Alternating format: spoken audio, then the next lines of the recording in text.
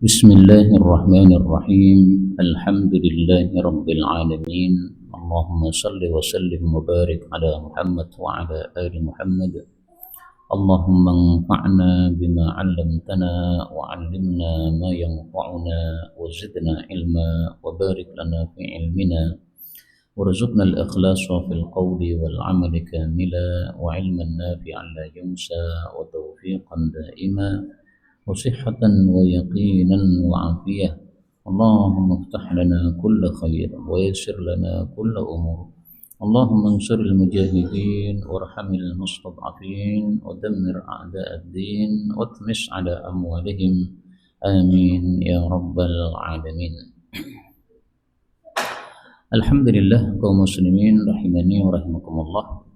Kita lanjutkan pengajian hadis dari kitab Sunan Tirmidzi dan kita sudah sampai pada pembahasan tentang adzan pada hadis 206. Faqala al-muallif rahimahullahu taala wa nafa'ana bihi wa bi ulumihi fid dharain amin. Bab ma jaa fi fadlil adzan, bab tentang fadilah mengumandangkan adzan. Jadi adzan itu kan termasuk ibadah dan mengajak orang untuk ibadah, yaitu salat jamaah, maka ada fadilahnya. Sebelum kita baca hadisnya, kita baca dulu fadilahnya yang ada di dalam Al-Quran. Allah subhanahu wa ta'ala mengatakan, وَمَنْ أَحْسَنُ قَوْلًا مِمَّنْ دَعَا إِلَى اللَّهِ وَعَمِلَ صَالِحًا وَقَالَ إِنَّنِي مِنَ الْمُسْلِمِينَ. Ini surat Fussilat ayat 33. Allah mengatakan, siapakah yang ucapannya lebih baik daripada orang-orang yang mengajak kepada Allah dan dia beramal saleh dan dia mengatakan saya termasuk muslimin.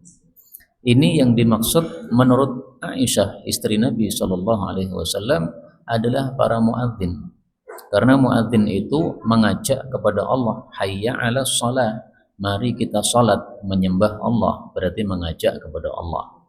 Maka orang adzan itu adalah orang yang ahsan qaulan, yang ucapannya paling bagus. Tidak ada manusia yang lebih bagus ucapannya daripada ucapan muadzin, karena mengajak manusia untuk menyembah Allah. Adapun hadisnya nomor 206 dari Ibnu Abbas radhiyallahu anhuma, bahwasanya Nabi sallallahu alaihi wasallam bersabda, man adzana, siapa yang adzan, sab'a sinina, selama 7 tahun, muhtasiban, dengan mengharap pahala, kutibat lahu, dicatat baginya, bara'atun minan nar, bebas dari neraka. Ini fadilahnya orang adzan, tapi syaratnya 2. Syarat yang pertama, dia harus adzannya selama 7 tahun. Kurang dari 7 tahun berarti belum mendapatkan fadilah ini. Kemudian syarat yang kedua, harus muhtasiban, mengharap pahala. Adapun kalau adzannya mengharap upah, maka tidak termasuk dalam hadis ini. Apakah tidak boleh memberikan upah kepada muadzin? Boleh, tidak sampai kepada haram. Tetapi lebih utama ketika seorang muadzin itu adzannya tanpa mengharapkan upah. Adapun hadis ini derajatnya dhaif karena di dalam sanadnya ada rawi bernama Jabir. Jabir yang dimaksud adalah Jabir al-Ju'fi. Ini seorang perawi yang dhaif. Tapi meskipun dia seorang perawi yang dhaif, di sini Imam Tirmidzi mengatakan bahwasanya Imam Waqi', gurunya Imam Syafi'i, berkata, kalau tidak ada Jabir al-Ju'fi, maka orang-orang Kufah itu tidak ada yang paham hadis. Kalau tidak ada Hammad, maka orang-orang Kufah tidak akan paham fikih. Jadi ini 2 ahli ilmu yang terkenal di Kufah. Satu adalah Jabir al-Ju'fi, dia seorang ahli hadis di Kufah. Meskipun hadisnya dhaif, tetapi dia tetap ahli hadis. Sementara yang kedua adalah Imam Hammad, ini ahli fikih yang ada di Kufah. Di sini Imam Tirmidzi tidak menyebutkan kecuali 1 hadis dan hadisnya dhaif.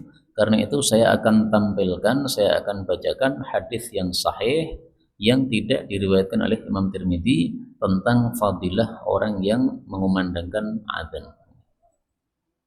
Rasulullah Shallallahu Alaihi Wasallam bersabda, al-muadzinun, para muadzin, atwalun nasi a'naqan, akan menjadi manusia yang paling panjang tengkuknya yaumal qiyamah, besok pada hari kiamat. Panjenengan bayangkan jerapah itu kan tengkuknya panjang sekali. Nah, para muadzin nanti tengkuknya panjang-panjang pada hari kiamat. Ini hadis sahih riwayat Muslim.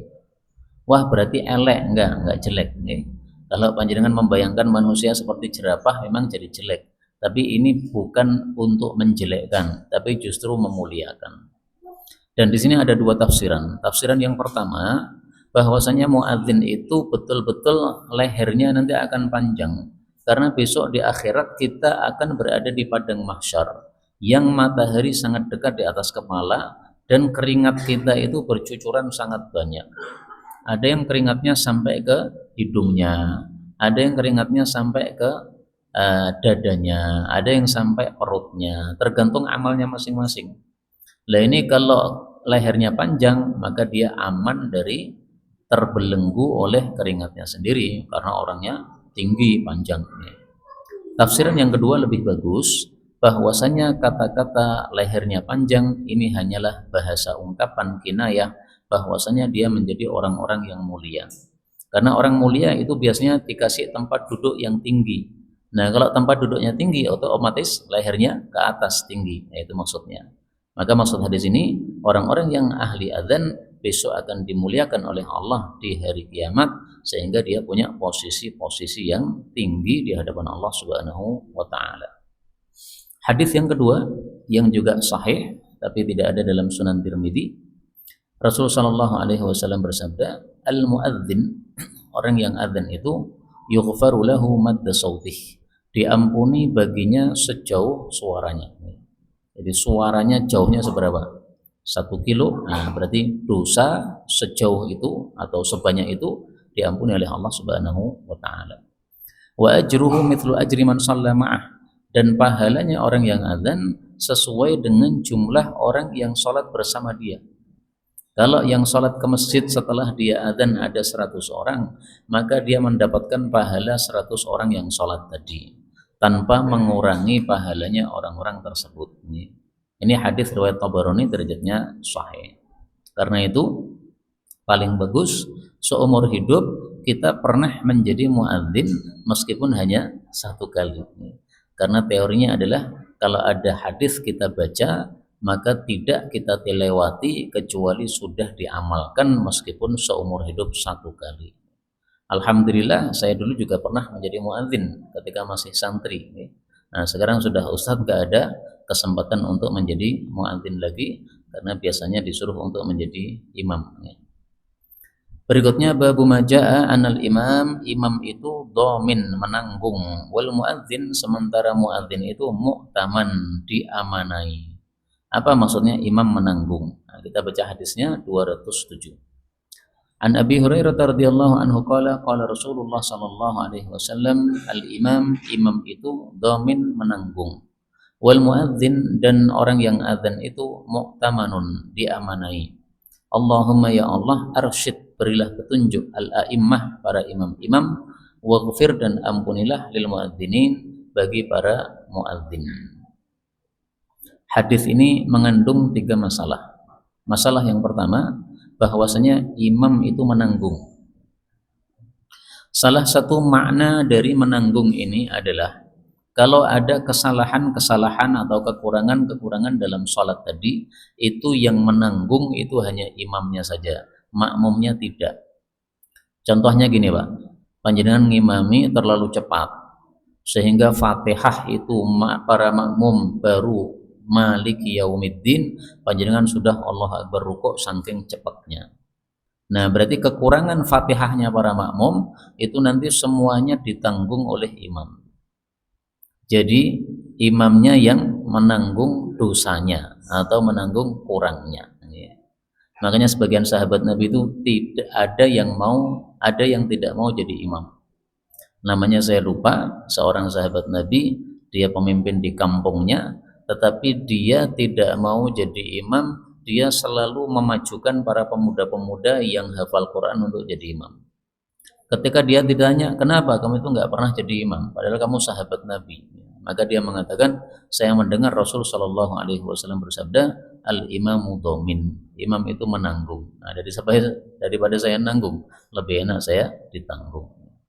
Karena itu kalau kita menjadi imam, marilah kita menjadi imam yang sholatnya disempurnakan, tidak terlalu cepat, sehingga para jamaah tidak ada yang kecontalan dalam mengikuti bacaan kita, terutama yang rukun seperti Fatihah dan sebagainya.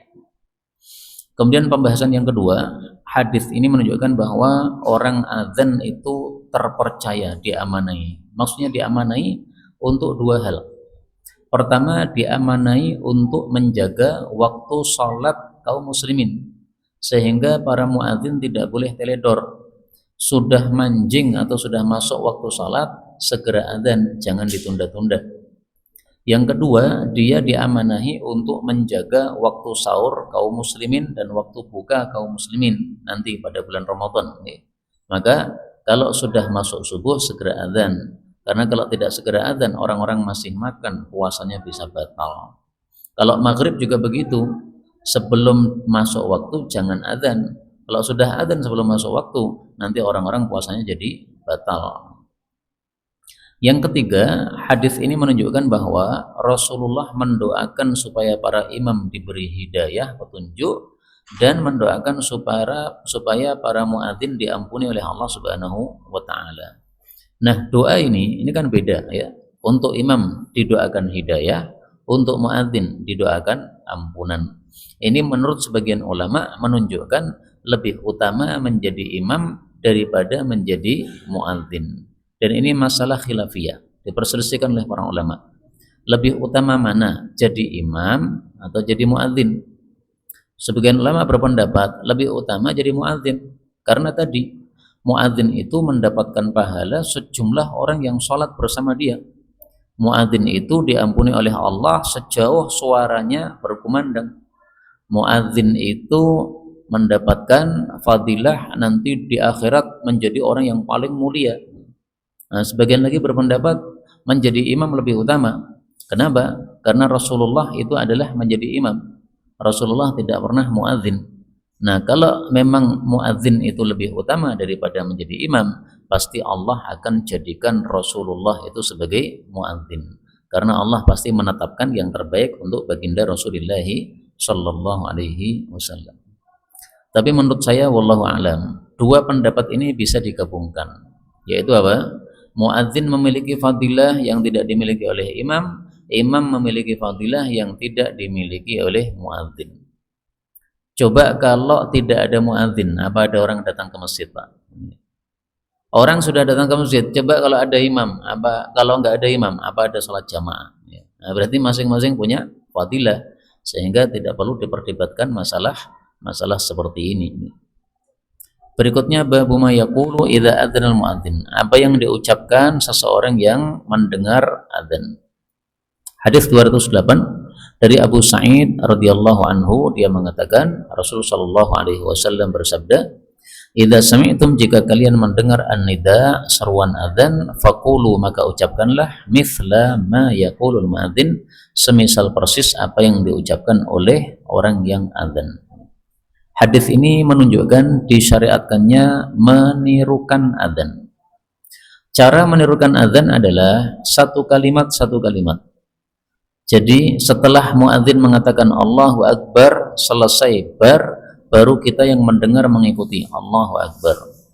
Kalau dia belum selesai satu kalimat, jangan ditirukan, karena namanya menirukan itu berarti selesai dulu ucapan yang ditirukan. Kecuali kalau kita terpaksa, misalnya kita berada di kamar mandi, kemudian ada orang adzan, kita mendengar. Nah, di kamar mandi itu jangan kita menirukan, karena tidak pada tempatnya kita berzikir dalam kamar mandi. Nah, caranya bagaimana? Berarti setelah kita keluar kamar mandi, maka kalimat-kalimat adzan yang sudah diucapkan baru kita tirukan. Misalnya dia sudah sampai hayya 'alas shalah, nah berarti kita tirukan dari awal, Allahu Akbar, Allahu Akbar, Allahu Akbar, Allahu Akbar, sampai hayya 'alas shalah, ditirukan. Apa hukumnya menirukan ini? Ini kan diperintahkan Nabi, ulu, ucapkan, tirukan. Menurut mayoritas para ulama, hukum menirukan adzan ini adalah sunnah, tidak sampai wajib. Sehingga seandainya kita masih ngobrol padahal adzan sudah dikumandangkan, yaitu tidak berdosa. Hanya saja fadilah yang semestinya kita dapatkan jadi terlewat. Karena itu lebih bagus kalau ada adzan berkumandang, kita sedang ngobrol, lebih bagus kita istirahat sejenak nih, nirukan adzan nih. Boleh sambil ngobrol terus, tapi adzannya tetap ditirukan supaya mendapatkan fadilahnya. Sebagian kecil ulama berpendapat perintah ini adalah wajib, sehingga kalau kita tidak menirukan adzan berarti kita berdosa. Ini pendapat mazhab zahiri, tapi mazhab zahiri itu sudah punah, sudah tidak ada pada masa sekarang ini. Kemudian di sini Nabi mengatakan, tirukanlah mithla, semisal persis. Berarti dari awal adzan sampai akhir adzan, itu kalau kita tirukan persis tanpa ada perubahan, boleh. Biasanya kan hayya 'alas shalah dijawab dengan la haula wala quwata illa billah. Tapi seandainya hayya 'alas shalah dijawab hayya 'alas shalah, bagaimana? Boleh. Dalilnya hadis ini, mithla, semisal persis, berarti enggak diubah-ubah. Ada dalil yang lebih kuat lagi yang diriwayatkan oleh Imam Hakim dalam kitab Mustadrak. Rasulullah Shallallahu Alaihi Wasallam bersabda, kalau ada seseorang punya hajat, kebutuhan, dan dia ingin dikabulkan kebutuhannya, maka hendaklah dia menunggu adzan dikumandangkan. Begitu adzan dikumandangkan, muadzin mengatakan Allahu Akbar, dia ucapkan Allahu Akbar. Rasulullah bersabda, ketika muadzin mengucapkan hayya 'alas shalah, dia menirukan hayya 'alas shalah. Hayya 'alal falah, dia menirukan hayya 'alal falah. Ini sangat jelas bahwasanya boleh kita menirukan hayya 'alas shalah dengan ucapan yang sama persis, sesuai dengan hadis riwayat Hakim tersebut. Demikian juga kalau seorang muadzin mengucapkan as-salatu khairum minan naum pada adzan subuh itu, ya. Salat lebih utama daripada tidur. Nah, itu kita tirukan yang sama, as-salatu khairum minan naum. Adapun dalam sebagian riwayat disebutkan kalau mendengar as-salatu khairum minan naum, kita mengucapkan shadaqta wa bararta. Anda jujur dan Anda baik. Anda benar dan Anda baik. Ini hadisnya tidak sahih dari Rasulullah sallallahu alaihi wasallam. Tapi ya namanya pendapat, ya, ada saja pendapat sebagian ulama yang mengatakan mendengar as-salatu khairum minan naum dijawab dengan shadaqta wa bararta. Tapi lebih gampang bagi kita menjawab dengan kalimat yang sama, dan itu hadisnya sahih, yaitu hadis yang kita baca ini. Kaum muslimin rahimani wa rahimakumullah, di kalangan orang-orang Syiah, kelompok sesat, mereka kalau azan itu menambah-nambahi hayya ala khairil amal, mari menuju amal yang terbaik, yaitu salat.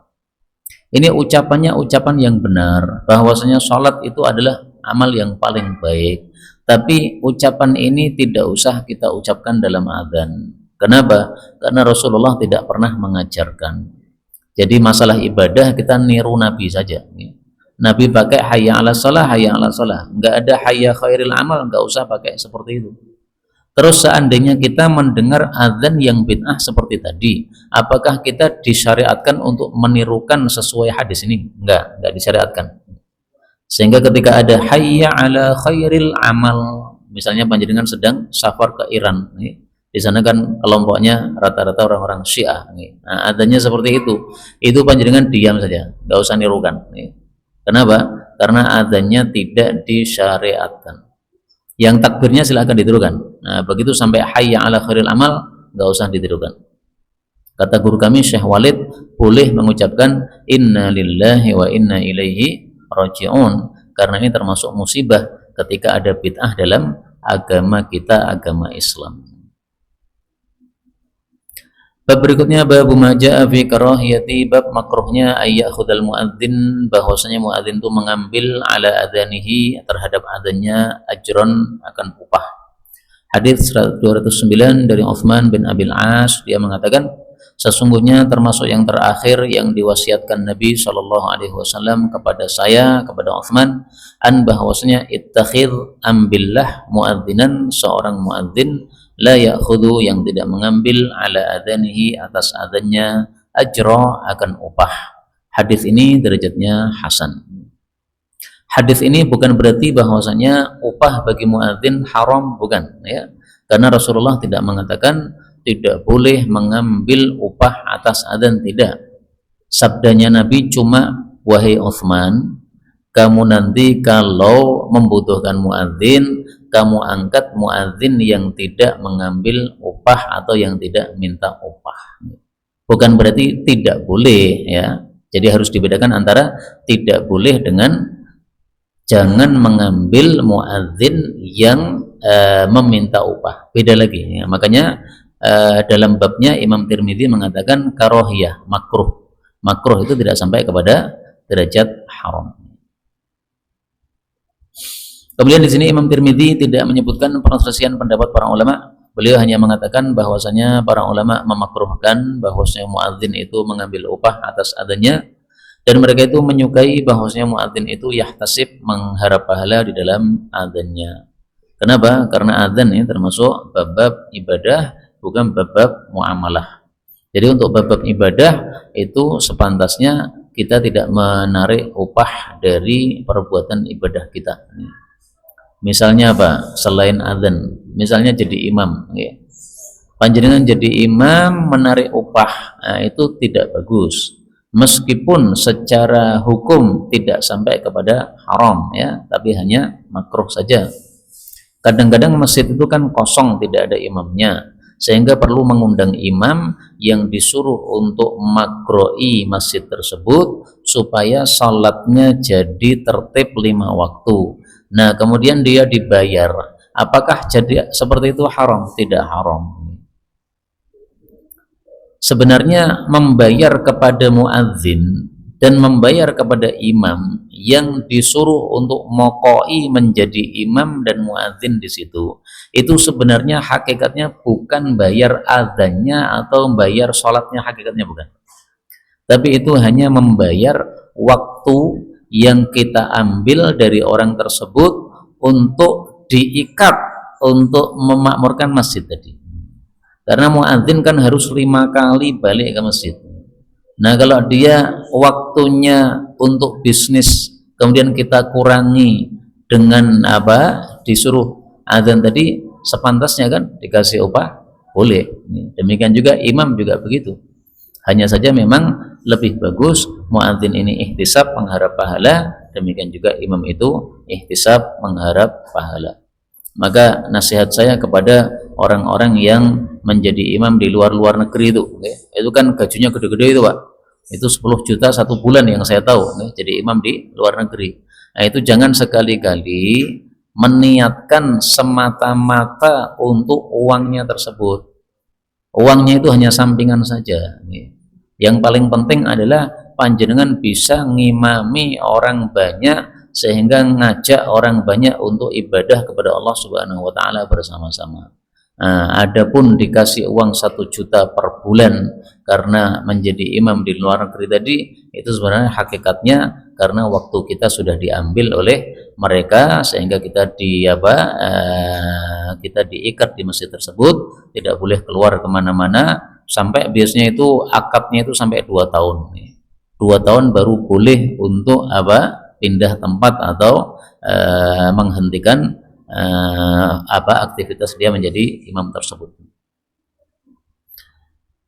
Baik, kita lanjutkan bab ma yaqulu idza adzana al-muadzin. Bab apa yang diucapkan apabila azan sudah selesai. Hadis 210. Dari Sa'ad bin Abi Waqqas dari Rasulullah sallallahu alaihi wasallam bersabda, "Man qala, barang siapa yang mengucapkan hina yasma'ul muadzin, ketika mendengar muadzin."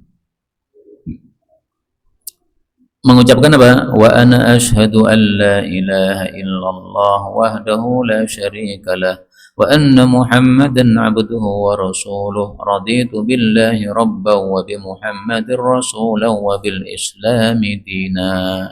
Siapa yang mengucapkan seperti ini, maka ghufira lahu, diampuni baginya dzanbuhu, semua dosanya. Jadi bedanya bab ini dengan bab sebelumnya. Kalau bab sebelumnya itu adalah apa yang diucapkan ketika azan sedang berkumandang. Ma yaqulu idza adzanal muadzin. Kalau bab ini apa yang diucapkan ketika muadzin sudah selesai azan. Kalimatnya sama ya. Bab ma yaqulu idza adzanal muadzin. Tapi maksudnya beda. Kalau yang sebelumnya tadi pas dia mengumandangkan azan, kita tirukan. Kalau ini pas selesai mengumandangkan azan, apa yang kita baca. Tapi saya jujur, ini masalahnya khilafiyah. Sebagian ulama berpendapat bahwa ucapan yang saya baca tadi itu dibaca setelah muadzin mengucapkan syahadaten. Jadi muadzin mengucapkan asyhadu an la ilaha illallah, kita tirukan asyhadu an la ilaha illallah. Mengucapkan asyhadu anna muhammadar rasulullah, kita tirukan asyhadu anna muhammadar rasulullah. Nah, setelah itu baru kita membaca wirid ini. Wa ana asyhadu an la ilaha illallah wahdahu la syarikalah wa anna Muhammadan abduhu wa rasuluh raditu billahi rabba wa bi Muhammadir rasula wa bil islami dina. Jadi setelah syahadatain kita tirukan, lalu tambah lagi syahadatain tapi tambah raditu billahi rabba. Tapi tampaknya Imam Tirmidzi lebih cocok pendapat yang pertama, yaitu doa ini dibacanya setelah selesai azan. La ilaha illallah, kita tirukan la ilaha illallah, baru kita mengucapkan ini. Maka ini termasuk sunnah yang sudah mati, Pak. Karena jarang sekali orang mengucapkan wirid ini setelah azan selesai ditirukan. Maka sunnah ini bisa kita terapkan nanti pada saat kita mendengar azan isya. Coba saya ditirukan, wa ana ashhadu alla ilaha illallah wahdah la syarikalah wa anna Muhammadan abduhu wa rasuluh. Nah, kemudian tambah raditu billahi rabba wa bi Muhammadir rasula wa bil islami dina. Nah, itu dibaca setelah selesai azan. Dari mana taunya bahwasanya Imam Tirmidzi lebih cocok bahwasanya ini dibaca setelah azan? Dari bab berikutnya. Pada bab berikutnya Imam Tirmidzi mengatakan babun minhu aidon, bab yang termasuk bab sebelumnya. Nah, ternyata di sini pada hadis 211 Imam Tirmidzi kemudian menampilkan doa yang dibaca setelah adzan yang biasa kita baca, yaitu Allahumma rabba hadhihi da'wati tammah. Dari Jabir bin Abdullah radhiyallahu anhu, Rasul sallallahu alaihi wasallam bersabda, "Man qala hina yasma'un nida", siapa yang membaca ketika mendengar adzan, maksudnya setelah menirukan adzan. Allahumma rabba hadhihi da'wati tammah wassalatil qa'imah ati Muhammadanil wasilata wal fadilah wa ba'athu maqaman mahmudan alladhi. Setelah adzan ada dua. Nah, kalau ada dua, sikap kita bagaimana?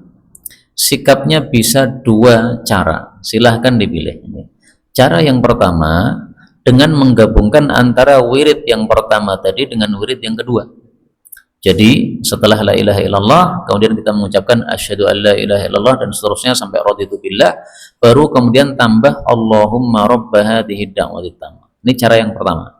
Dan cara seperti ini yang dipilih oleh Imam Nawawi, beliau sukanya itu menggabung-gabungkan. Ada dua wirid dari Nabi, gabungkan semuanya karena semuanya ajaran Nabi sallallahu alaihi wasallam. Cara yang kedua, kita mengamalkan dua wirid ini secara bergantian.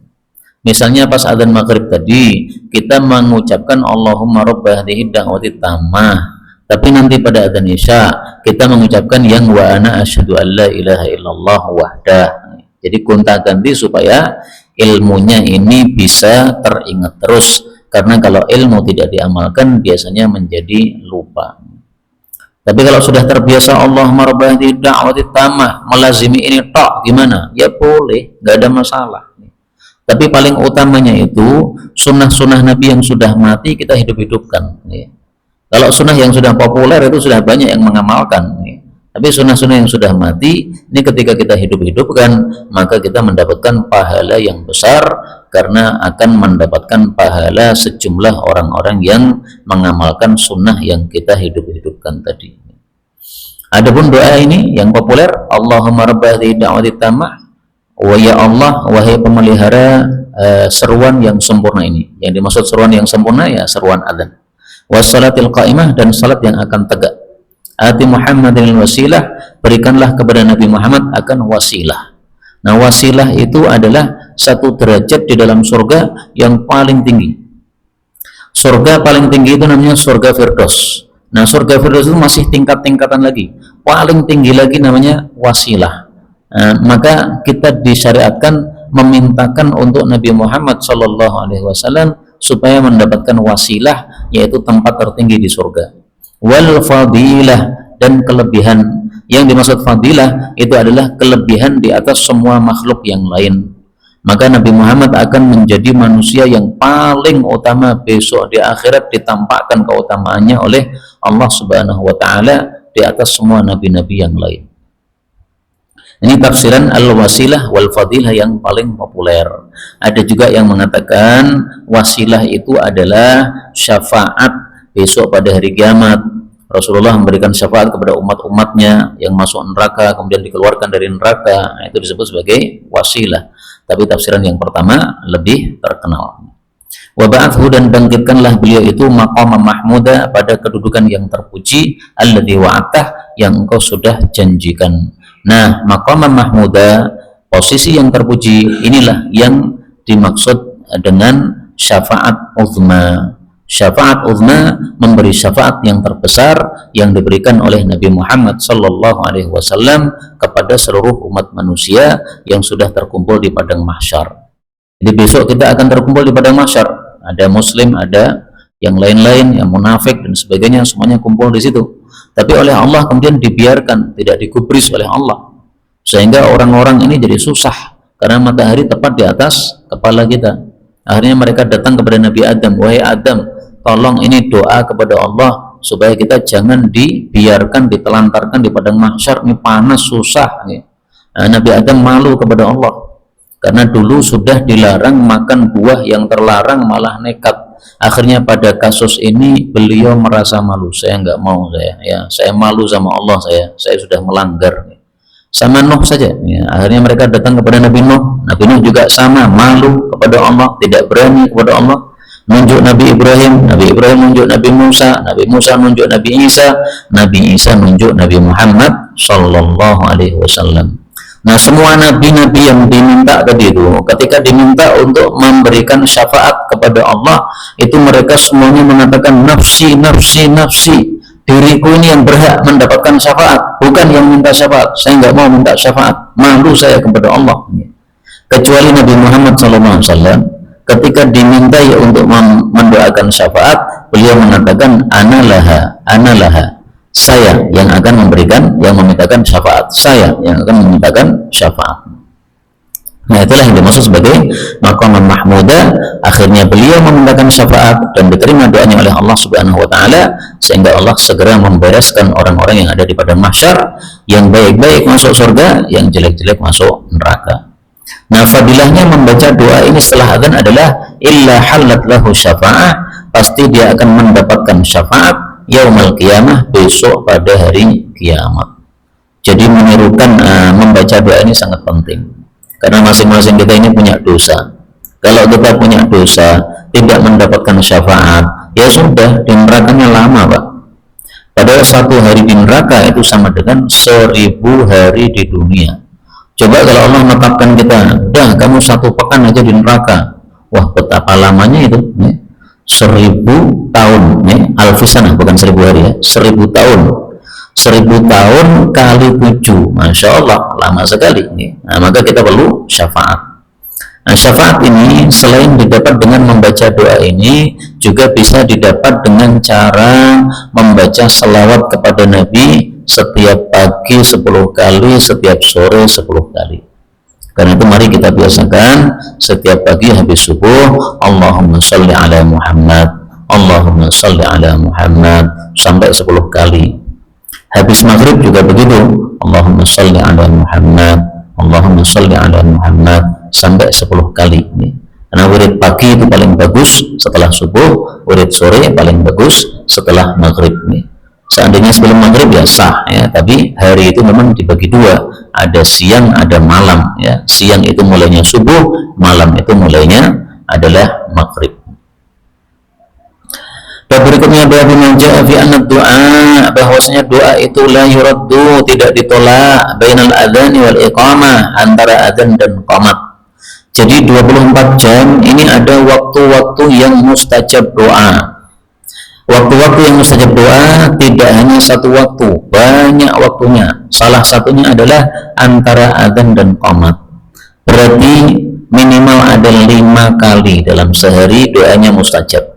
Adzan subuh, adzan zuhur, adzan asar, adzan maghrib, adzan isya. Hadis 212 dari Anas bin Malik radhiyallahu anhu, Rasulullah sallallahu alaihi wasallam bersabda, "Ad-du'a, doa itu la yuraddu, tidak ditolak, bainal adzan wal iqamah, antara adzan dengan qamat." Makanya antara adzan dengan qamat, mari kita perbanyak membaca doa kepada Allah Subhanahu wa taala. Doanya apa? Bebas.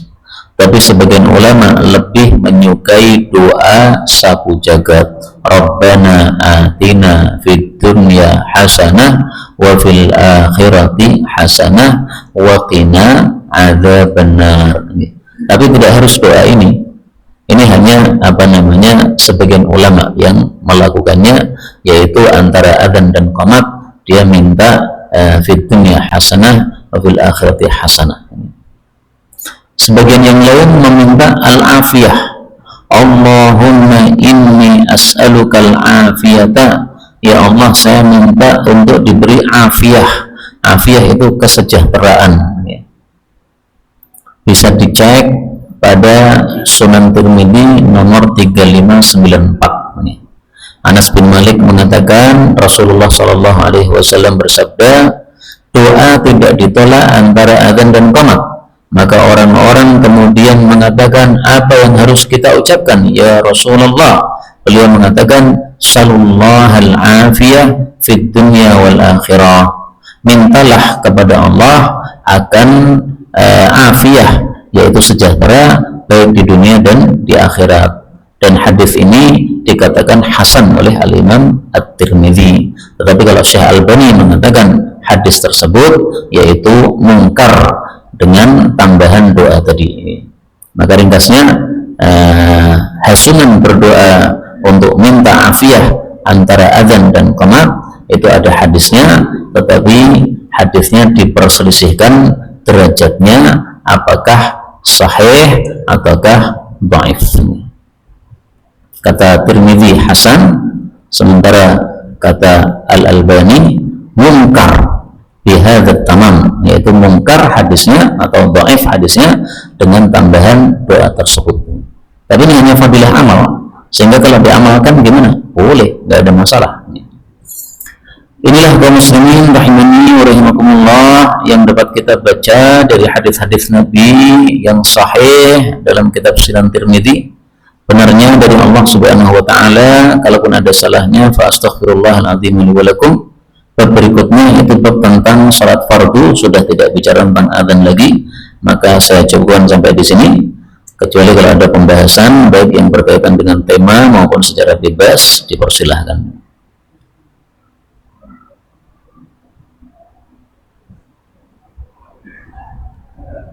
Dimulai.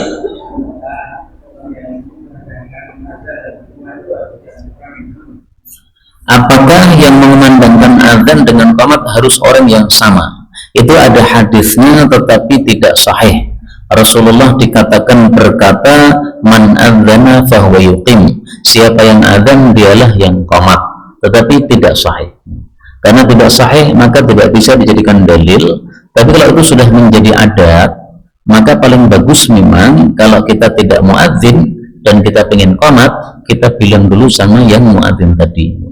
Karena sebagian orang kan mudah tersinggung, Pak. Kok qamat om sing ngaten aku, jotosan kok piye? Nah, malah gara-gara qamat jadi jotosan ya. Tapi kalau orangnya gampang, ya kita sudah tahu sifatnya, orangnya gampang, nggak ada masalah. Ini imamnya sudah datang, kemudian muadzinnya itu masih di luar, nggak sadar kalau imamnya datang. Nah, kita yang berada di dalam langsung pamat. Kalau tidak menjadi masalah, nggak ada masalah. Kalau jadi masalah, ya tadi dibilang ya, yang muadzinnya tadi, tak komati pak, ujian yang jopo, demikian. Jadi fleksibel hukumnya karena hadisnya dhaif. Seandainya hadisnya sahih, nggak bisa berkutik kita ya. Yang adzan harus yang qomat, nggak boleh melanggar aturan Nabi. Tapi karena hadisnya dhaif, nggak bisa dijadikan dalil. Ada lagi mungkin?